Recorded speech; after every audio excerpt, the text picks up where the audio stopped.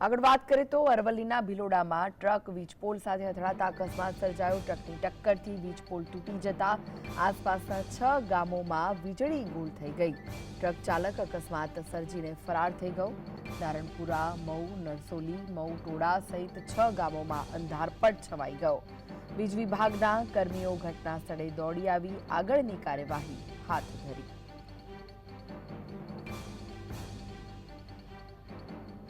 આ વિશે વધુ માહિતી માટે જોડાઈ ગયા છે સંવાદદાતા રાકેશ। આ સમગ્ર મામલે શું વિગતો મળી રહી છે? ચોક્કસ જણાવ્યું કે રાત્રિના મોડી રાત્રે જે વીજ પુલ સાથે ટ્રક અથડાઈ હતી, ટ્રકના અથડાવાના કારણે વીજ પુલ ધરાશાયી થઈ ગયો હતો, પણ રાતનો સમય હતો એટલે ટ્રાફિકનો અવરજવર ઓછી હતી, એના કારણે કોઈ જાનહાની થઈ નથી। પરંતુ 6 થી 7 ગામો જે અંધારપટ છવાયા છે ત્યાં હાલ કાર્યરત કરવાની કામગીરી ચાલુ છે। આભાર માહિતી આપવા માટે।